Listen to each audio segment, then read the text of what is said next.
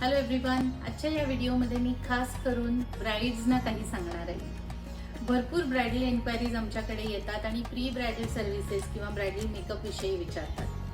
तर मला सर्वांना हे नक्की सांगायचं आहे की जेव्हा तुम्हाला लग्नाची डेट असते त्याच्या कमीत कमी 3 ते 4 महिने आधी तुम्ही प्री ब्रायडल ट्रीटमेंटसाठी अप्रोच केलं पाहिजे एखाद्या एस्थेटिक सेंटरला, जेणेकरून तुम्हाला व्यवस्थित तुमचं स्किन अनालिसिस होऊन according to your skin analysis treatment advice केली जाईल।